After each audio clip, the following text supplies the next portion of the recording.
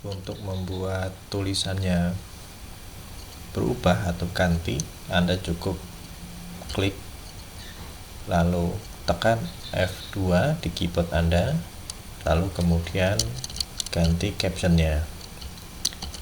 Untuk enter itu menandakan bahwa captionnya telah ditempatkan pada label. Lalu berikutnya Anda tambahkan sebuah panel dari swing container, kemudian masukkan ke dalam interface yang ada di layar Anda. Sebagai contoh seperti ini, panel, kemudian di dalam panel kita tambahkan 3 buah label dengan tulisan sebagai berikut, yakni informasi player, kemudian di bawahnya ada label lagi.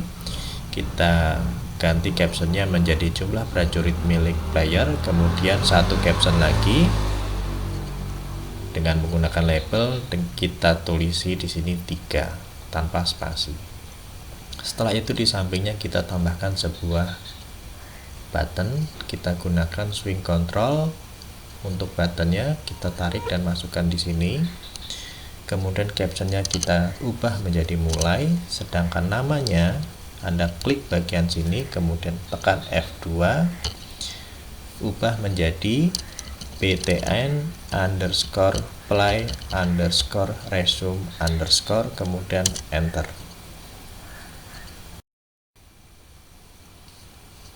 Kita kembali ke panel yang ada di sebelahnya. Di dalam itu terdapat 3 buah label.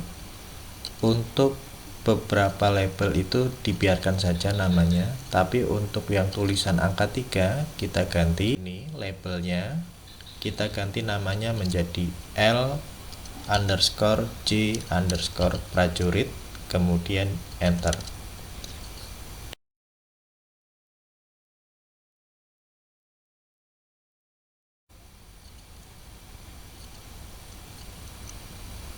Lalu berikutnya kita tambahkan untuk button group.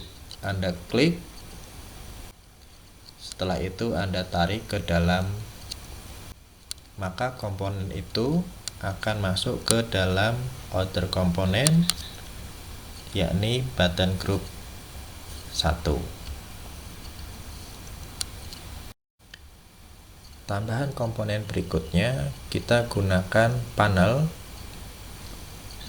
untuk background yang warna biru, kemudian bagian dalamnya kita gunakan panel lagi, kita kasih nama JPanelLine 1. Isi dari JPanelLine 1 ini ialah radio button 1 dan radio button 2. Anda cari radio button 1, masukkan, kemudian masukkan lagi menjadi 2 buah seperti ini. Untuk nama dibiarkan saja menjadi radio button 1 dan radio button 2. Sedangkan untuk propertiesnya kita setting lagi. Untuk enable-nya kita nonaktifkan. Ini berlaku untuk semua radio button yang ada di desain kita. Lalu berikutnya untuk yang warna merah juga menggunakan panel, dan di dalam panel ini kita kasih sebuah label dengan tulisan musuh, kemudian di dalamnya ini adalah button. Kita namai buttonnya M1 ya. Jadi ini untuk menandakan bahwa ada musuh.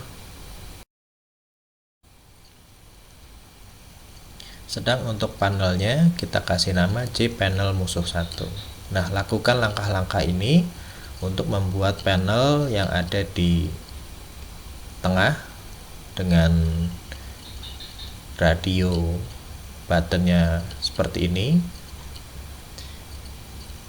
kemudian warna merah lagi panelnya, kemudian untuk yang tepi radio buttonnya juga ada 2, kemudian terakhir panel warna merah dan button terakhir ini. Lalu selanjutnya setelah interface pada bagian tengah ini selesai, kita kembali ke radio button yang pertama. Untuk setting berikutnya, kita coba di bagian button group, Anda klik yang panah bawah ini. Untuk defaultnya adalah none, kita gunakan radio group 1. Kemudian juga sama untuk radio button 2, kita rubah dan kita pilih button group 1. Nah, ini berlaku untuk radio button 3, 4, 5, dan 6. Hal ini menandakan bahwa keenam-enamnya ini tidak bisa diseleksi sekaligus. Hanya satu di antara 6 ini yang bisa diseleksi. Lalu berikutnya, untuk tambahan, kita memanggil sebuah panel lagi, sedang di dalam panel itu kita tempatkan satu buah button untuk aksi 1, aksi 2, dan aksi 3. Masing-masing dengan nama yang berbeda. Untuk aksi 1, namanya adalah btn underscore aksi 1, kemudian enter. Nomor 2 nya ini btn underscore aksi 2, kemudian enter. Dan terakhir btn underscore aksi 3, enter. Lalu ketiga-tiganya button ini kita gunakan bagian propertiesnya, kita enable, dinonaktifkan sehingga tidak tertampil aktif ketika pertama kali dijalankan program tersebut.